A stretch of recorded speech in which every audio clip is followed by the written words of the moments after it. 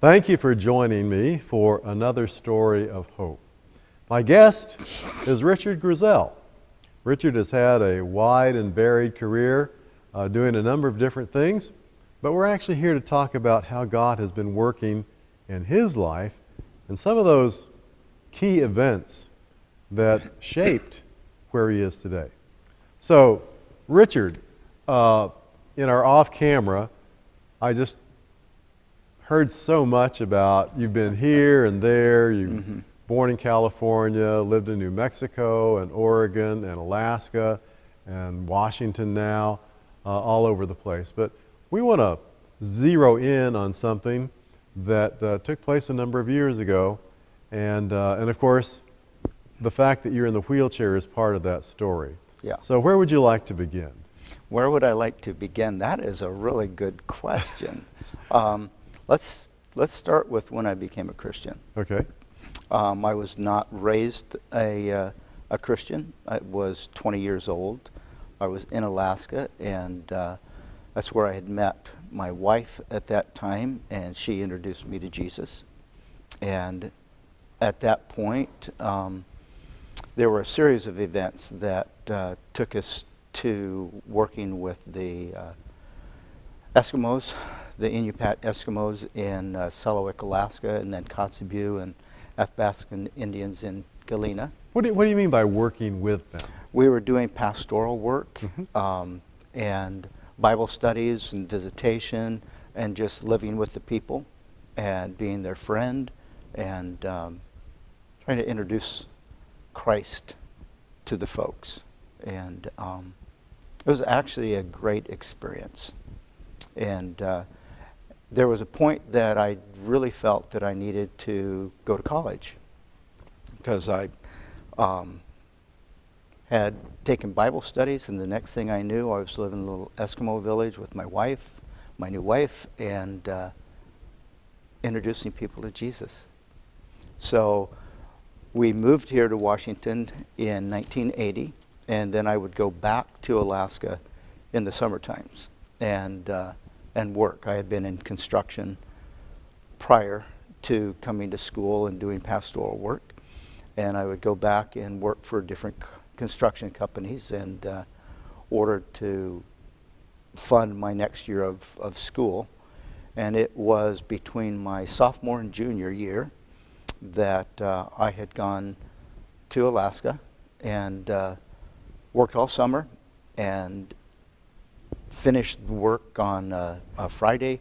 Next day was Sabbath, and as I was going to visit the pastor there on the Kenai Peninsula, I was a passenger in an automobile with my parents, and my wife was in Anchorage. I was on the Kenai Peninsula, and I had my oldest daughter, who was 4 at the time, sitting right next to me. Then my older sister and her daughter were in the behind my father, who was driving. I was just a few days before I turned 29, and as we were going to the pastor's house to just spend the evening with him, because I was leaving for Walla Walla the next day, there was a natural gas line leak on our side of the road, and there were some workers that were looking for that, and it was really wet, and so the gas bubbled up. They found it, and their supervisor was driving towards us and motioned to him, and he pulled in front of us, and we hit him broadside doing about 50 miles an hour. And just as I'm sitting here kind of turned towards you, I didn't even see it coming, and when we hit him broadside, it threw me forward and just took T12L1 and broke my back, and instant paralysis, and that was the accident. And it, you know how they say that things come in threes? Yes. Okay. It was really great because of having lived on the peninsula for years before. When I got to the hospital, the nurse was a good friend of the family. Tom couldn't tell me anything of what the extent of my injuries was. But Mary Lynn had been trying to get a hold of me, and finally Mary Lynn's your wife. Mary Lynn is my wife, and she got a hold of me, and I was laying there. They couldn't give me any pain meds because they needed to know what nerve function I still had left. And the reason she was trying to get a hold of me is our house in Milton Freewater had just been broken into. Oh. And so the police wanted to know what kind of things that we had would be of value, and guns or anything that might have been stolen. And so I was working through that as I was laying there with a broken back. And as I look back on it now, it's pretty funny. But at the time, it was like, what else? And it was, like I said, it was very wet. It was raining. They were going to fly me up with a helicopter the next morning, but the weather was too bad, so they brought a jet up to the peninsula and flew me to Anchorage, and like the threes. So when we landed and we just pulled off the runway, the airplane had a flat tire. So they bundled me up, covered me up. I looked like they were hauling a dead guy, I guess. Loaded me up, and the ambulance guy was a good friend of mine from Anchorage, the paramedic. Yes. And so all along, God had these people in place that I knew that were taking care of me. And next thing I remember was just the anesthesiologist talking about putting me out, and then I was out. I spent 2 months in the hospital in Anchorage, had 3 different surgeries, had a great neurologist and orthopedic surgeon, and I have my quads and my adductors. So what that means is I can bring my legs together, and then I can also lock my knee. And because of that, I'm what's called an incomplete paraplegic. So I'm not totally paralyzed. I can't feel anything down to my knees. Okay. Or I mean, from my waist down, I can't feel anything other than on the fronts of my legs. From the knees down, I can't feel. And then I did a month of rehab, a little over a month of rehab in Portland, Oregon. There was 2 options. One was Colorado, one was Portland, that were the top rehab places at the time. And I chose Portland because it was close to home here. And I can remember people from the church coming down to Portland to visit. And people that I was working with at college. And at that point, I just wanted to be out of the hospital. So I put on this brave face and was in denial. You know, I'm going to walk again. I don't care what you guys say. I will walk again. And I do with crutches, but I didn't deal with my mental stuff. And what I mean by that, I was in denial, and I wouldn't talk, but had to go into the sociologist. It was a team effort. The PT, the physiatrist, the sociologist, the nurses. It was an in-house program, and there was probably 30 other people there. You're a pastor. You have this terrible accident. How did that affect your spiritual life? My wife and I had a goal that when we were finished with school, that we would move back to Alaska, and I would teach. Was going to be an industrial arts ed teacher, and I had my commercial pilot's license and flight instructor's license, and I figured that I would fly in the summers. And so all of those plans and that dream were crushed. I don't recall saying this, but the first thing Mary Lynn told me that I said to her was, "I will never fly again." And so I I stuffed a lot of that. When I got out of rehab, how it affected me, I was very angry.